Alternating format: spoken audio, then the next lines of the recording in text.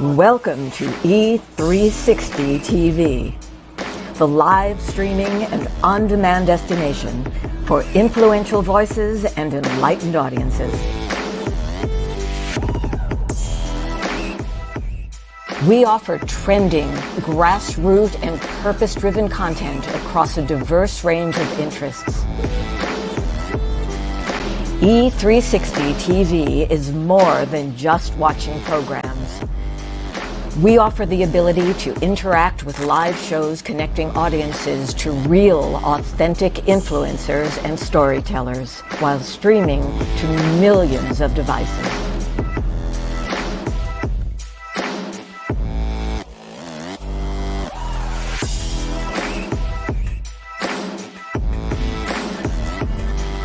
Real experiences. Raw conversation. One destination for it all. E360 TV.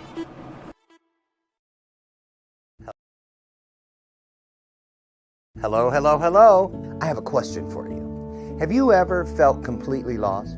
You know, seeking purposeful direction that could and should propel your mission within your divine journey to that next level, but still it hasn't happened. Well, my name is Lauren Michaels Harris, and I'm the founder of P3, the Journey Series. People come to me because they're wounded. Many are scared, and even there are those who are bruised simply because they feel that they are increasingly, for whatever reason, losing their ability to dream. Now, this P3 program is not for a person who's just looking to start a business, no, but rather for those of you out there who have been on your journey and you've been navigating within your divine purpose, but you still desire to elevate to that level that you have not reached yet. If this is appealing, if this describes you, then I want to have a chat with you.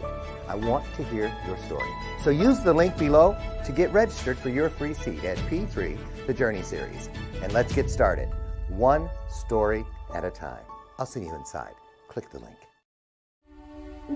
On July 4th, 1962, I found myself in the lost and found of mankind. Just because something finds its way to the lost and found doesn't mean that it wants to be there. Just because something finds its way to the lost and found doesn't mean that the person who lost it doesn't care for that lost item. You are writing moments that people will learn from, grow from, and heal through for thousands of years. Together, we are co-authoring a unique moment in time. That DNA, those fingerprints, they're going to be gone. Ashes to ashes, dust to dust. But it is your story that they will tell for thousands of years, but only if you leave it. Things that do not serve you must go. The longer you wait, the more time you give them to trick you into serving them. 22 homes in foster care, everything I wore as a scar, as a shame, things that started like Velcro on my spirit. After just a few months, then years, then decades, I had believed myself into believing that they were indelible tattoos. Sometimes we have to be broken down to appreciate the view once we start getting up. I want you to leave this place and know that you have been changed. Why? How do I know it's true? Because each of you has just changed.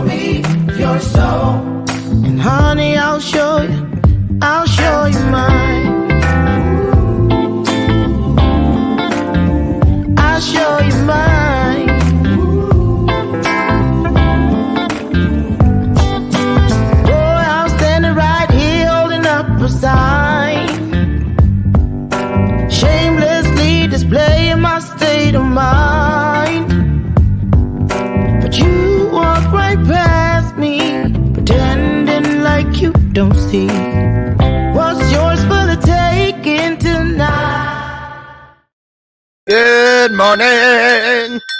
Good morning.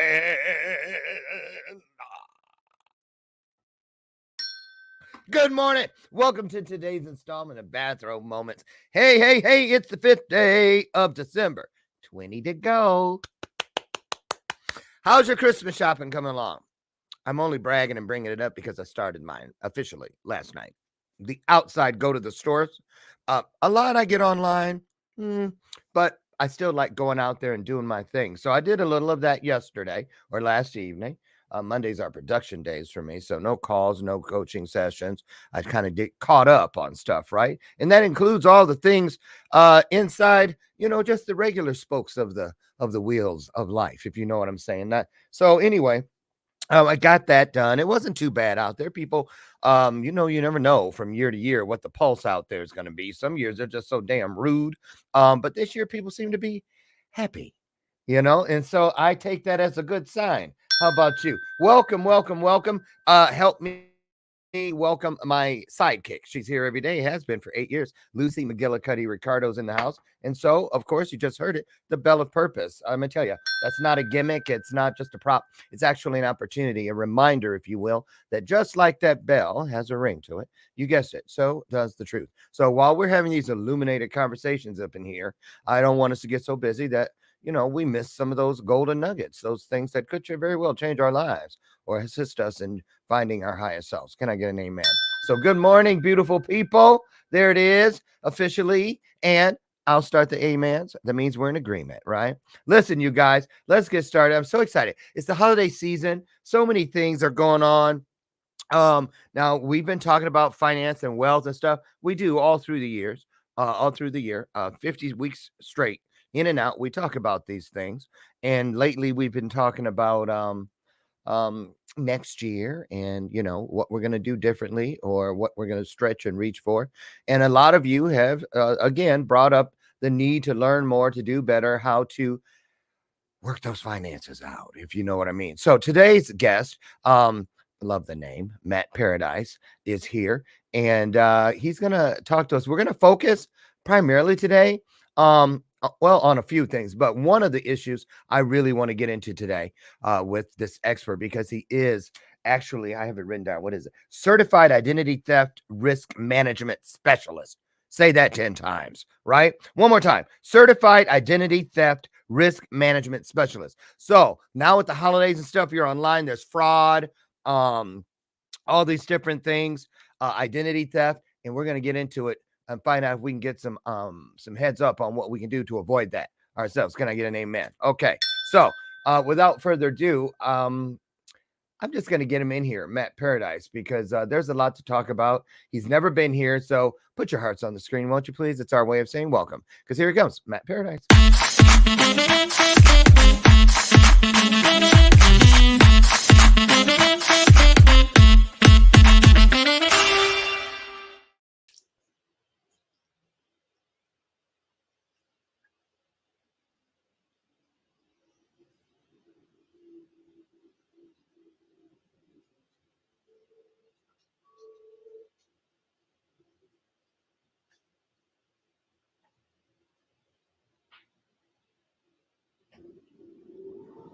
Hello, I'm grateful to be here.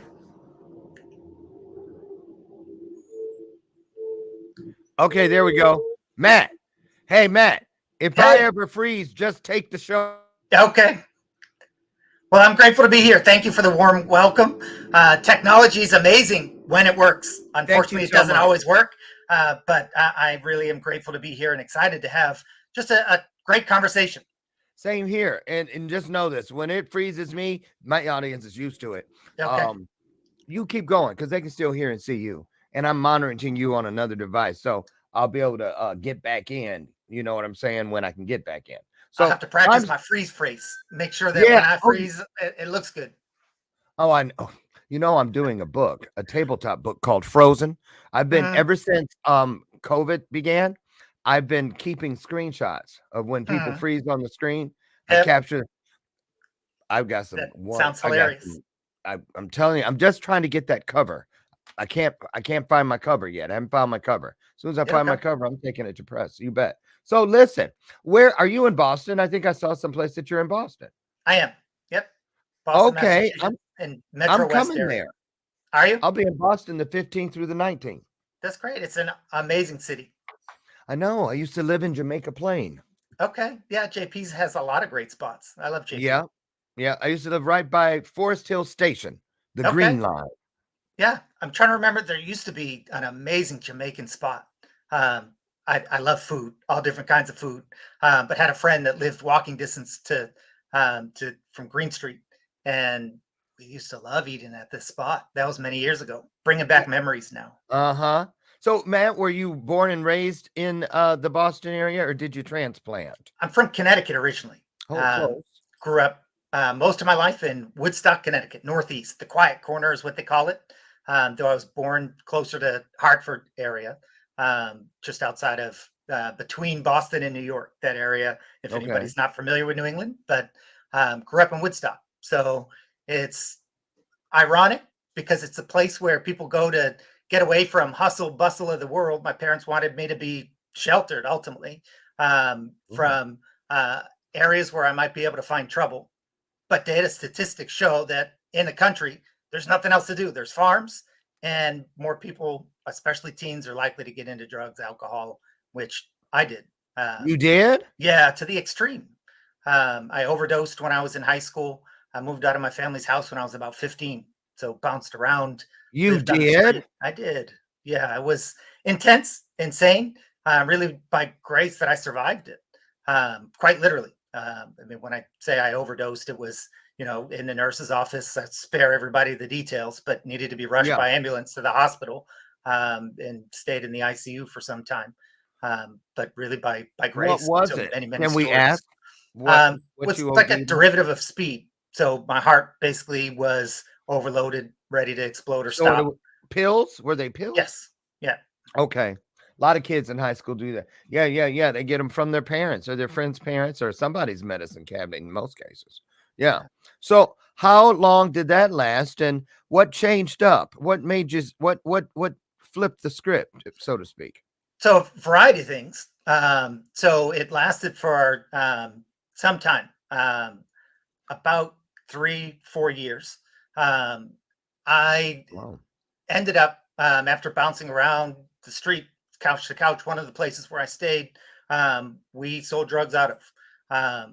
So crack, cocaine, you name it, all kinds of stuff, Wow. and was known by the police. We have parties, people in and out all the time.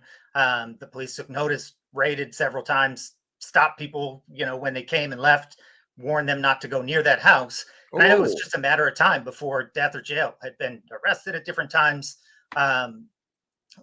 and knew I needed to change if I wanted to survive, into my 20s. I moved to Massachusetts, the Boston area, suburb of Boston, to get away from all of that. Anybody that's ever been involved with addiction, or even if you can't relate with drugs, alcohol, there's all kinds of process addictions. We can get addicted to too much TV. We can get addicted to the thrill and high of success. We can get addicted to a lot of different things. We all have different challenges, whatever that it might be. But we find when we try to transplant ourselves to a different location, we're still there. I was still the same person. Yeah. living in That's Asia. why I was in Jamaica Plain Okay. with some friends from out in Hollywood that I met out there that we all used out there. And I wanted to get away from it. And I don't know what made me think. They're like, come here. And I got there. They made it sound like they weren't doing it anymore. And they were. Got there and it was just as plentiful. And you're absolutely right. Wherever you go, there you are. So, wow. And now let me just say, looking at you, one would never think that you went through that sort of thing. You look so green, so Richie Cunninghamish. You know what I mean? Real. Yeah. Now, so they're in and of itself shows you why we don't say who will and who won't. But let's talk about this.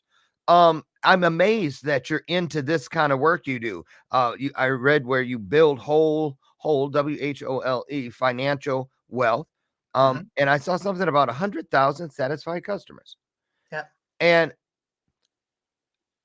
wow. I mean, that's quite a turnaround.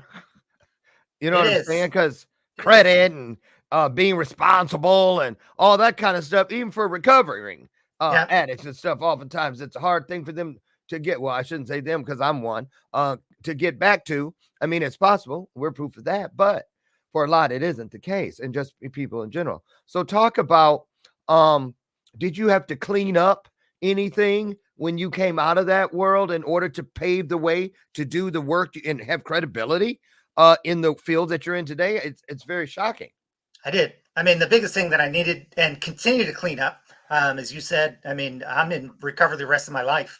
By grace, I've been sober for now 25 years. Ooh, Sobriety made a big difference. Sobriety made all the difference. amen to Um, that. and life, I mean, it is so much brighter, so much better sober. But it's not an easy journey. I mean, it can say that sounds easy. It's not. Yeah, And I like for you, Lauren, like you said, some people might relate and understand, other people might not. right. But we're all touched by it, whether directly or indirectly. We all have family members who have been touched by whether it's alcohol addiction, different drug addictions, and Yep, the like. It affects everybody. If we're alive and breathing, it's near us. it's everywhere. And so for me, some of the business, I know you said, how different it is. I mean, some of the business skills of dealing drugs are applicable. It's just a different product. Yeah, Can help people instead of hurt people. Can exactly help right. provide life instead of take life. And the principles are the same. I mean, anybody can say about a budget, that dirty B word nobody likes to talk about. Ultimately, if you spend less than you make, then you'll be good. If if you're selling a bag and you got to re-up, you got to not spend or dip into your product. And in life, it's in some ways similar. So Yeah, how I got into financial education, teaching personal finance, coaching, counseling, was because I needed a job. I was young. Um, though there are some transferable skills, selling crack doesn't look good on a resume. right. I was a high school dropout. I left before I finished. I was there for 4 years. I was selling in school and skipping Wow, most days and didn't wow. have enough credit to graduate. Um, so I just took whatever jobs I could. I did construction. I worked at a pizza shop. I worked at a gas station, and eventually moved with some friends who helped me. They introduced me to a Bible-based recovery program, and just Wow. getting into the Bible, getting into my heart. That was really the biggest thing that needed to be cleaned up, because addiction. One of the things about addiction is I focused on me. It was me, myself, and I, and not in just like the upbeat De La Soul kind of reference, but it was me. There was nobody else. It was selfish. It destroyed relationships. So it was my heart that needed to be cleaned up by far the most, and that allowed Mm. me to be able to learn, to grow, and actually help other people. So to get into the industry, I applied based to a nonprofit financial education credit counseling agency. It's a national organization, and started just at the bottom. Started in customer service, $9 an hour wasn't enough to pay for rent in the Boston area, but I slept on the floor, rode my bike to work. I did what it took, and had Yeah, some understanding people that, hey, I was trying. I was trying to clean up. It wasn't always easy. Trying to be punctual was difficult, but had some help along the way. I really don't believe that there's anybody as a self-made person. We all need help along the way, and virtually it's impossible to do it completely by ourselves. right.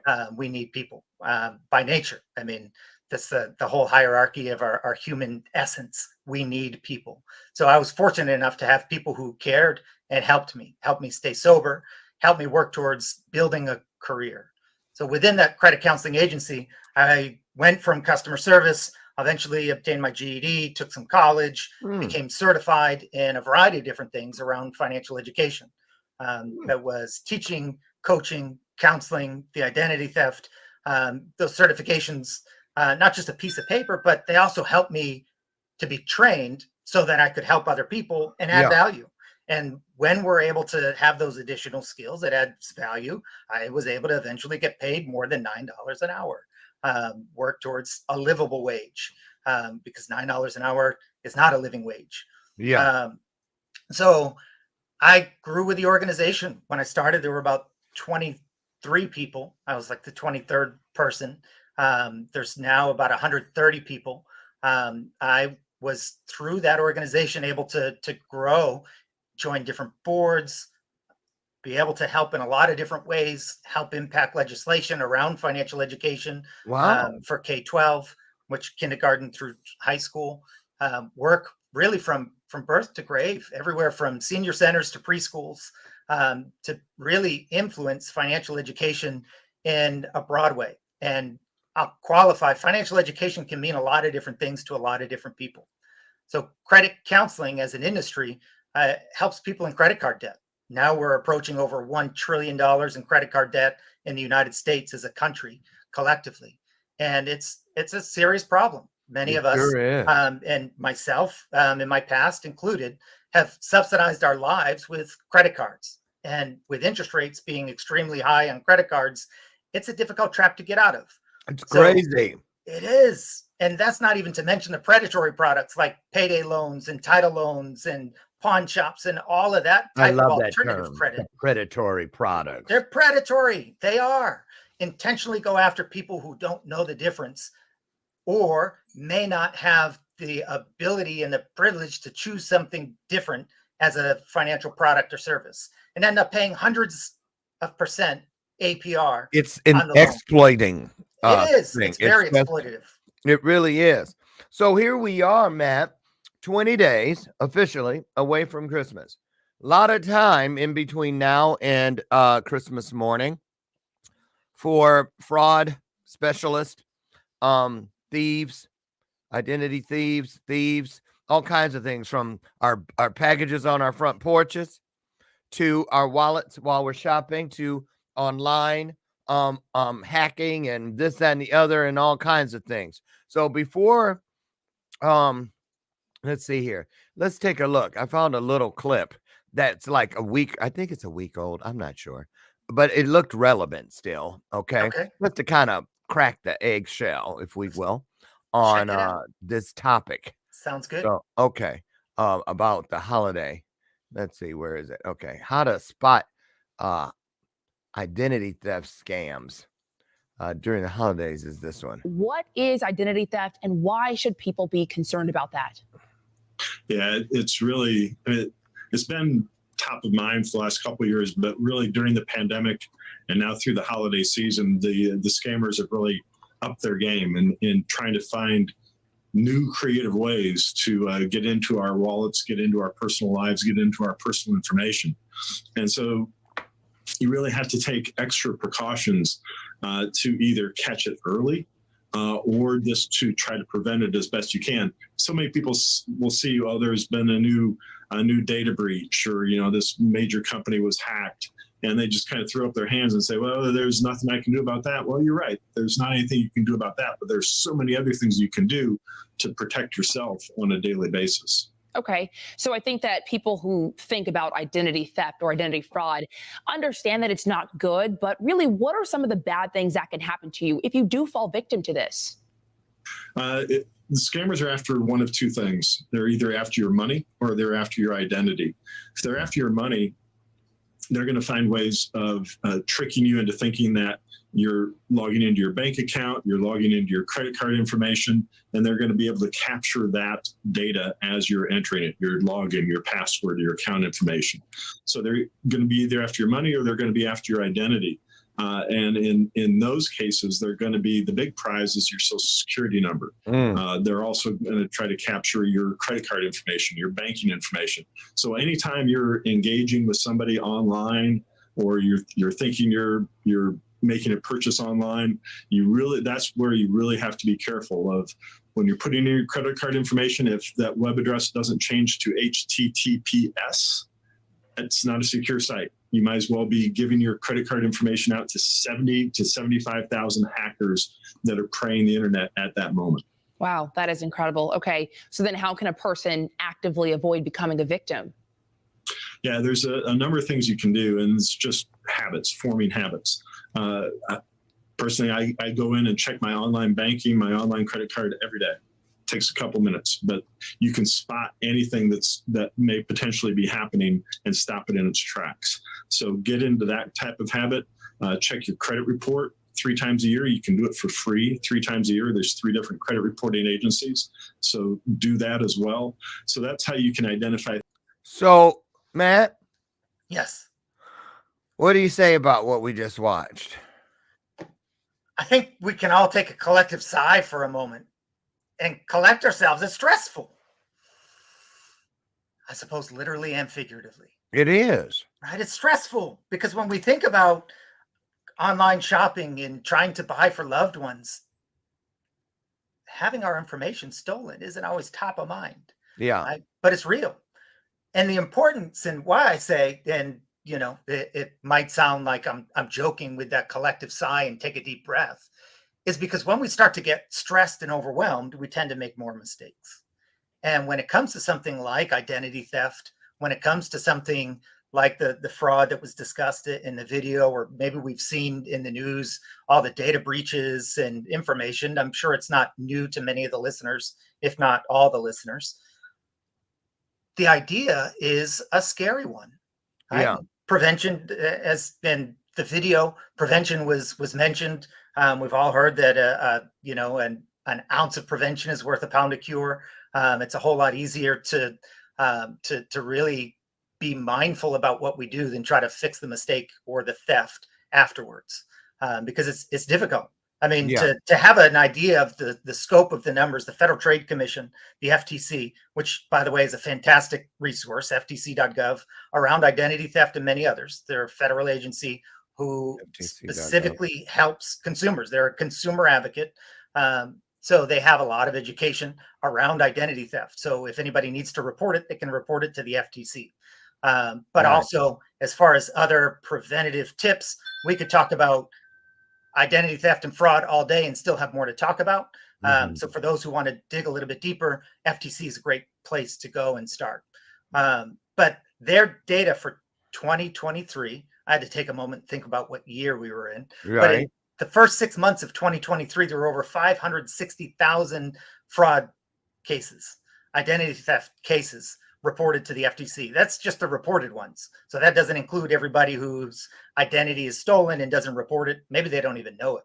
But those are record-breaking numbers. So that puts us on track for 2023 to be in excess of 1 million cases of identity theft, which is the highest number since the pandemic.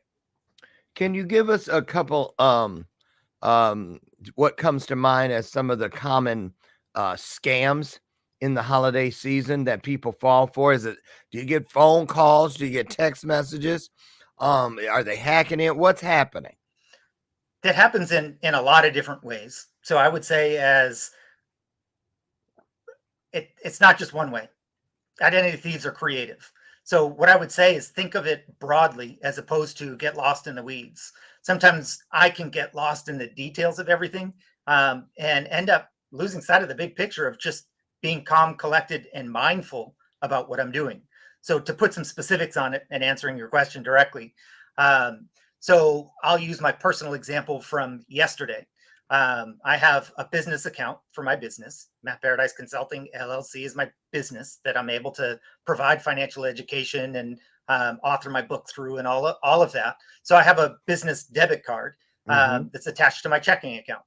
And I don't use it for a lot to buy stuff.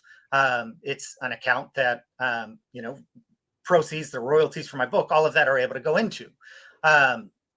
It was hacked. And there were 4 fraudulent purchases yesterday on my account.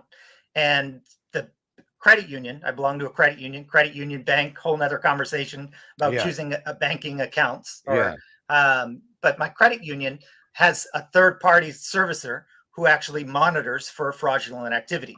So they flagged it at 2 a.m. yesterday and started reaching out to me. I was asleep. I wasn't monitoring it. I know the gentleman in the video said he checks his account every single day. It's not realistic for us to check our account 24/7. We got lives to live. That's true. And we would go crazy, literally crazy, trying to monitor every single account, every single minute of every single day. Exactly it's not practical. Exactly. And that stress is far more likely to affect our health than the fraud itself. So I think that's an important one. Mental health is huge. And mental health is tied directly to fraud because we get stressed, we get worried, all of that. The anxiety level can rise as we think about even just the topic. So yesterday I had to spend hours going through and resolving it. I was on the phone with the fraud department. They sent me here, they sent me there. Eventually went into the local branch to speak with the manager to have those what were legitimate, what were not legitimate withdrawals from my account. And it's still in the process. It's flagged. So we're still dealing with it. We're still watching it. Wow. And for the average person, it's stressful. Not everybody has the time to go take 2 hours, 3 hours out of their day to go and resolve the fraud. And that's an example of why that prevention really is critical. So the prevention isn't solely on us as consumers. It is on banks. So there are legislation that help protect us. So one specific one is called the Electronic Funds Transfer Act. And anybody that wants to really dig in and learn more details about it, but our liability with any type of electronic fraud is limited by law, as long as we're on top of it and look at our account. So the bank manager was saying he's seen a lot of this fraudulent activity lately. As you said, Lauren, we're like 20 days away from Christmas.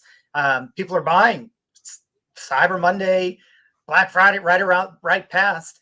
People are buying stuff left and right, and it makes it that much easier with all of the transactions for fraud to slip through.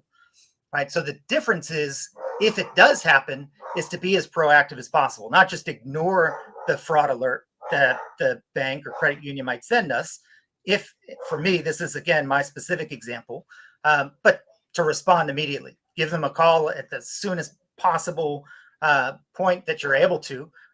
Go into the branch if you can. And again, not everybody can, but don't ignore it, because after time goes by, after a couple weeks goes by, which the manager yesterday told me it happens with a lot of people, a couple weeks go by, people aren't responsive, that money's not coming back. Our liability goes up. If we catch it immediately and we are responsive with it to say, yeah, that's fraud, because the fraud alert just asks the question, was this fraudulent or not? There's certain markers that they have. That's the whole complex business back end, but there's certain markers that they have for fraudulent looking activity, and they stop it, and they spend lots, millions and millions and millions and millions of dollars are spent to prevent and stop the fraud from the banking side. So we're not alone in the fight.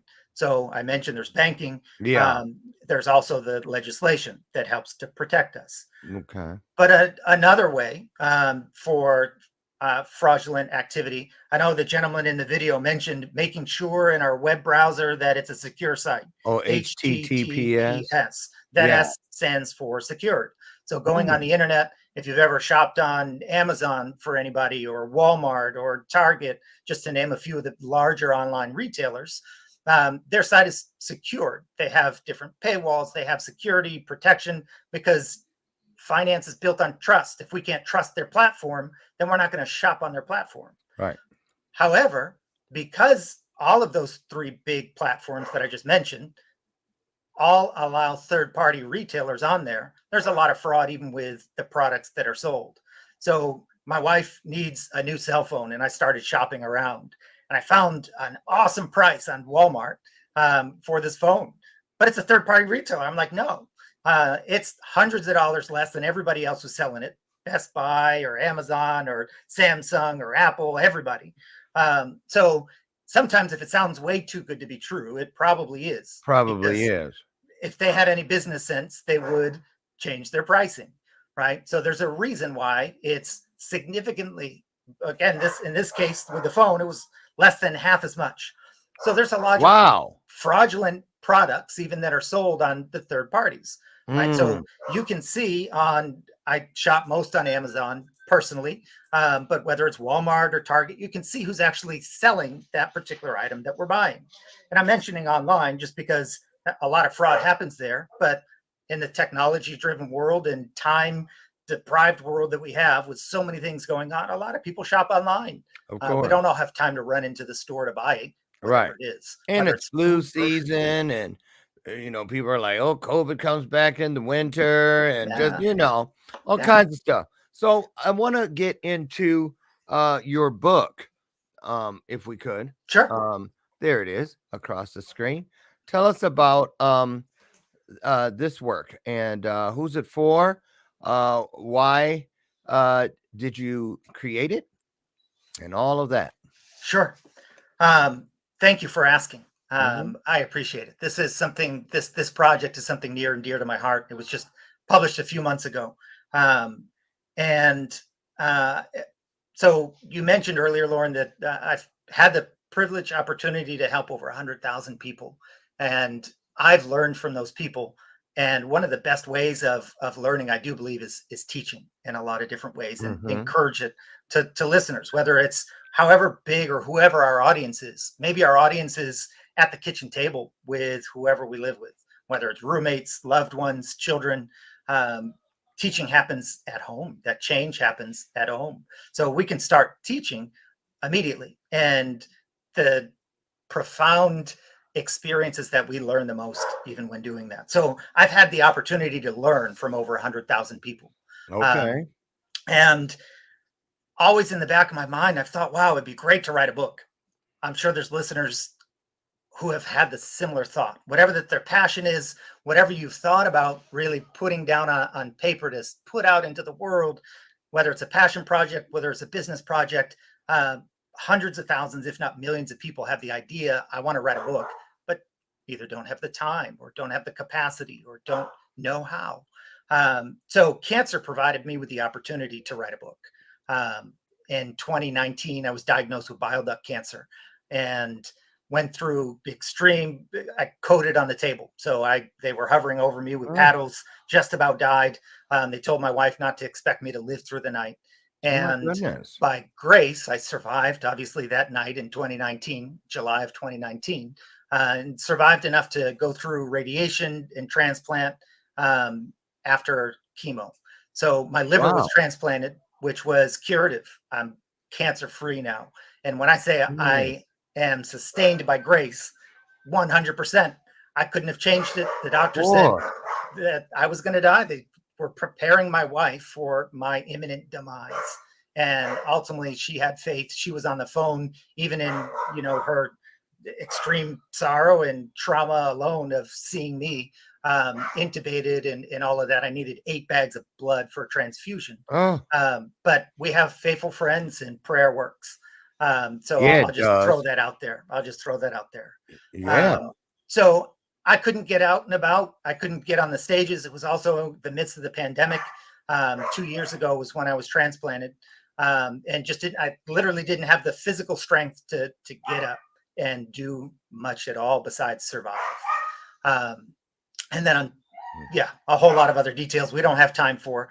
But ultimately, it Wow. provided the opportunity to say, well, if I can't get out and do anything, how can I really make a difference? How can I still be able to provide value in this world that's hurting?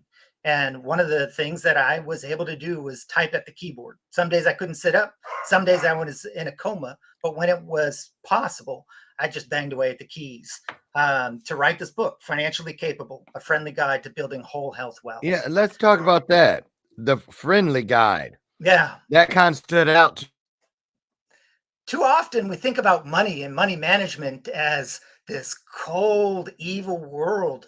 That a lot of people are, for whatever reason, myself included, Yeah. trust me, Yeah. I cringe when it comes to talking about finances. Yeah. And money and numbers, and I'm a word person. I'm a creative. I'm like, I don't wanna. Yeah. So tell us why you chose the word friendly. Why is that important on this cover? To me, it's critical. It's important. I don't want to deal with anybody who isn't friendly. I mean, sometimes I have to, whether I want to or not. I've had doctors or other people who aren't friendly, but if I have the choice, I want to deal with someone who's friendly. So ultimately, the main reason is because when I think about building whole health wealth, it's not, can I get, the largest stacks? Can I get the biggest bag? Can I have the greatest pile of money?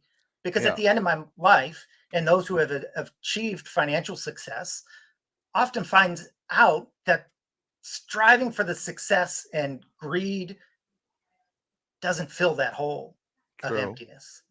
And too often with money and traditional money management, it really is all about how can I get mine? And some of it's cultural in the United States, is different in different countries for sure. That's how I grew up, with people thinking about how can I get mine? Who cares about other people? As long as I'm good. I mean, we could talk about that for hours, but to be financially capable, there's really three critical components. And this is how the book is broken down into three sections. The first is we need access to safe, affordable, appropriate financial products and services. So that gets into even what we were talking about earlier a little bit with predatory products being out there. That's in the book.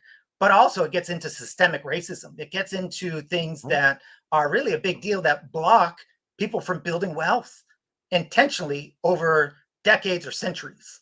So that's necessary. Accessibility. The second component is behavioral psychology, financial psychology. We can have all the knowledge and even have the opportunity, but if we don't have the will and the discipline to continue towards building wealth, then it all falls flat. We all know people who are incredibly smart. We've probably heard that saying, you know,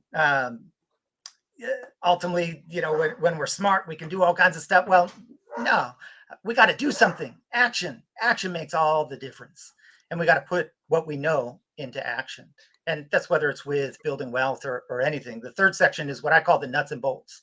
So when I think about building wealth, the book, it revolves around not just financial wealth, but the whole health wealth aspect is the different domains of well-being. So it includes psychological, physical, emotional, social, as well as the financial.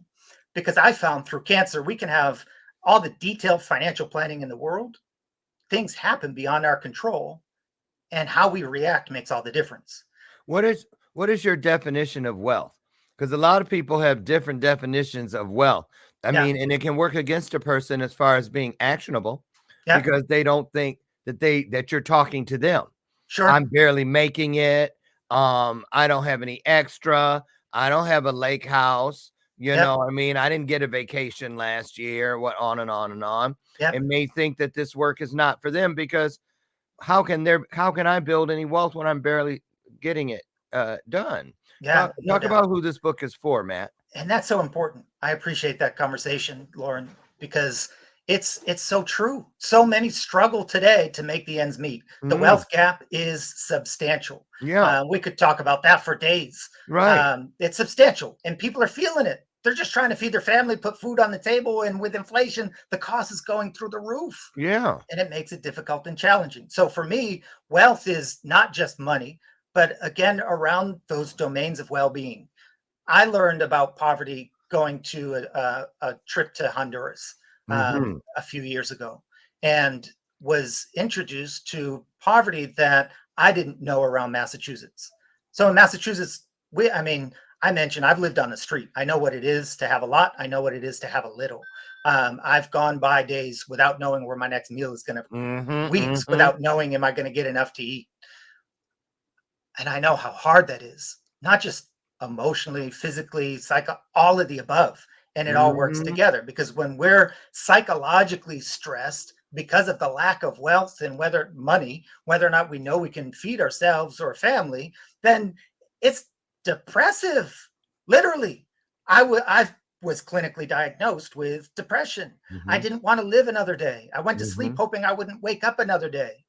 So many. And it's hard to change when that's the case and someone's all up in our face saying, oh, well, just spend less than you make and you'll be all set. Well, no, it's deeper than that. And that's the friendly part because we need compassion and empathy. So where's the first place you take people?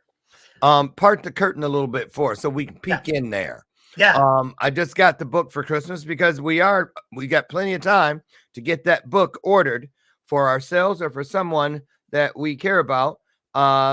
So part the curtain so somebody might understand what's inside there. What are they peeking in at? Yeah. So in the end of the book, there's an acronym, personal. And with personal finance and wealth building in a broad sense, not like how can I get more than anybody else, greed driven money kind of, but living a wealthy, fulfilled life, finding joy, which I mentioned in Honduras. I saw the poorest of the poor, starving people filled with joy, more joyful than I was. And I flew on a plane to get there to help, Right. but was given Right. to more than I could even imagine. So with that acronym personal, the important thing, one, is to keep it personal. For everybody that's listening, everybody's situation is different, which includes everything from first money memories, which is included in the book, and discussion about even our upbringing, our examples that we were raised around, impact all of us substantially. It's That's huge. true. So too often I've seen culturally inappropriate financial education where someone's like, okay, well, this just applies to everybody. Well, no, that's not the case. I taught a workshop with it was with family member caregivers and kids. And one particular grandmother, when we were talking about entrepreneurship for kids, we're familiar in the United States with the concept of a lemonade stand and encourage entrepreneurship for kids. In this Yes. case, the grandmother was from Eastern Europe, an impoverished area, the Eastern Bloc, and said, no, money's not to talk with kids about. Kids' Oh, job is to learn and be kids. Adults deal with the money. And that was a cultural fact for her. sure. And that paradigm is different for everybody. So for some in the United States, things like remittances are necessary. A remittance is when money is sent from one party to another, and oftentimes it's out of the country. That person that we might be talking about, or neighbor or coworker, colleague, or friend, maybe they have family whose only ability to survive is sending money through a remittance. So to say just stop sending that remittance doesn't work. So when you ask the question, Dr. Lauren, about what is the first step that somebody can take, one, it's to look at and assess our own personal, not just situation, but also our core beliefs, our cultural belonging, who it is that we are at the core, because that informs the decisions that we make. It's not a one blanket, everybody does the same exact thing when it comes to wealth building and personal finance. So personal finance is very personal. I know for myself, I mentioned depression, being in the throes of depression. And for me, one of the biggest things was just getting up off the floor. At the time, I didn't Yeah. even have a bed. I was lucky enough to have a sleeping bag on a floor at the time, but I didn't want to always just get Yeah. up and get out of my sleeping bag. And sometimes the best first step for me was to get up and take a shower, So, just to get moving, to take that first step that could then build towards other things, whether it's getting a job, whether it's getting healthy. So being of sound mind is important. So of course. Of course. it ranges for everybody. So in the book, say a person gets the book and they're going to use it like as a game plan, like a coach would have the playbook. They use it as a playbook. Yeah. We're moving into the new year. If a person is diligent, I know there's no guarantee and it's all about how people do things. But when we're consistent, if people take advantage of some of the opportunities that you suggest inside the book, how quickly could they potentially see change in their financial situation? In the first year, the first quarter, what's that look like? Expectations. Yeah, sure. So change can happen immediately. To what degree depends on even our circumstances, but also our abilities in the moment. So when I was homeless, it was unrealistic for me to think that I would, in a week or 1 year, I would become a millionaire. Right. Because I needed first to work on myself, to be able to improve some things so that I could add value to other people. True. So for those thinking about realistically setting goals, there are a lot of different ways, and there's a whole chapter on even goal setting in the book. But taking inventory, what is it that we're working with? Where are we starting from? Because for everybody listening, they're in a different spot. There are some who might be deep in debt. There are some who might be really just trying to get by. And there's a research paper that was written, The Wealthy Hand to Mouth. So this isn't just for those who are making minimum wage. The wealthy hand to mouth are those making six figures and still struggle to feed their families and still struggle to get by because they're paying debt and really beholden to that debt holder. whether it's a credit card company or just as an aside, in the credit counseling that I've done, the most credit card debt I've seen one person have is $500,000 in credit card debt. That number's huge.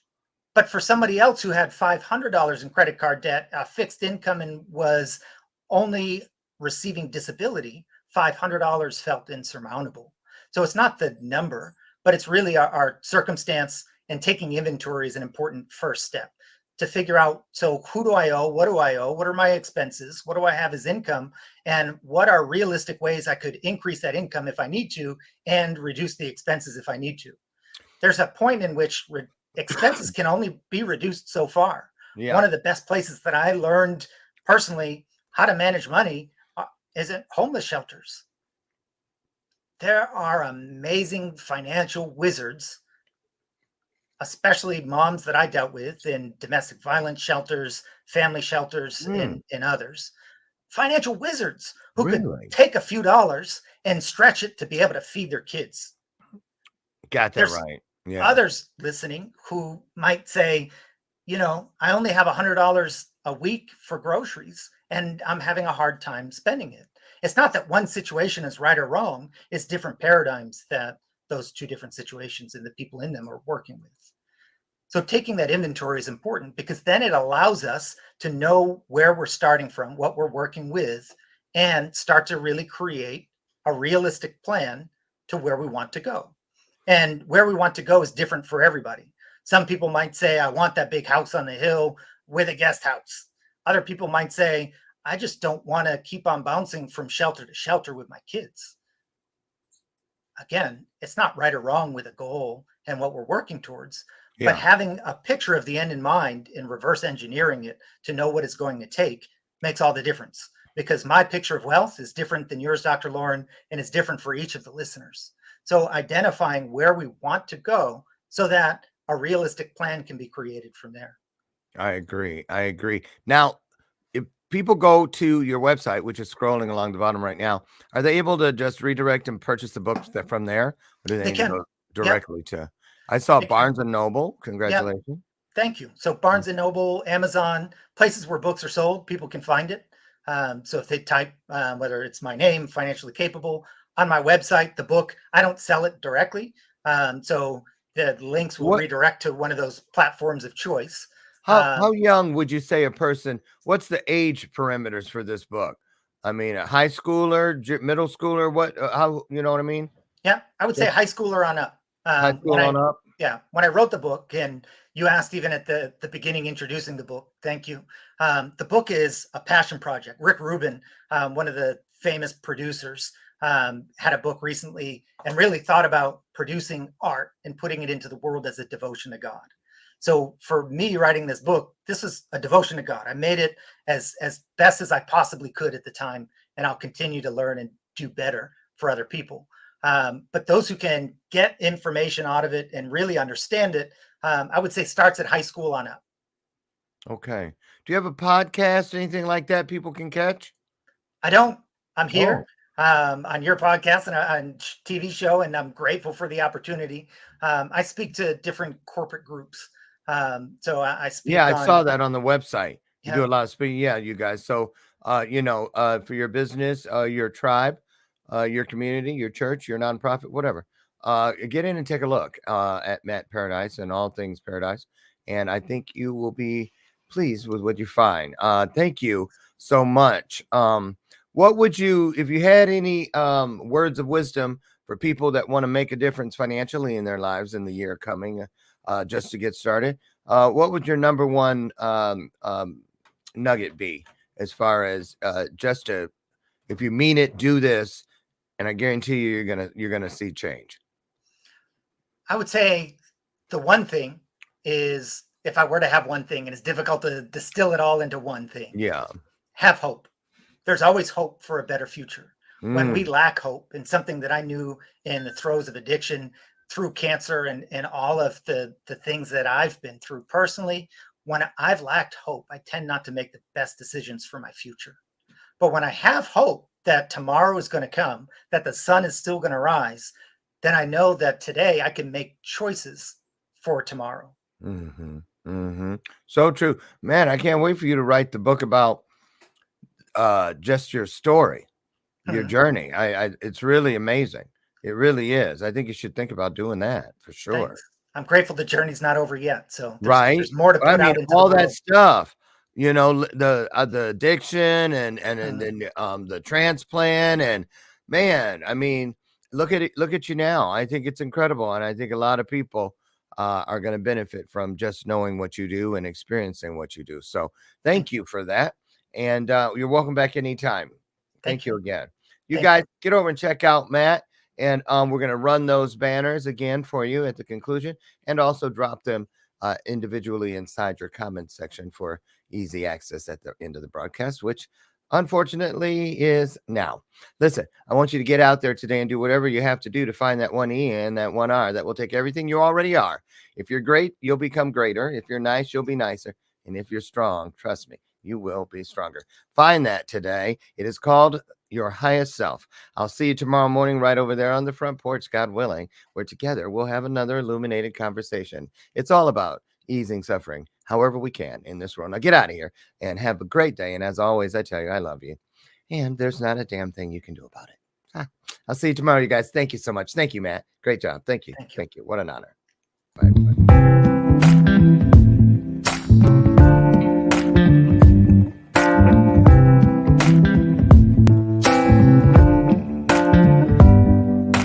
Show me your soul.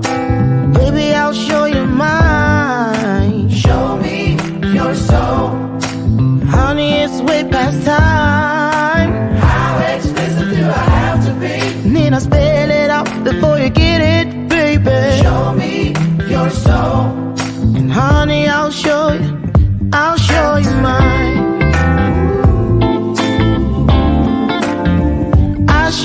mine.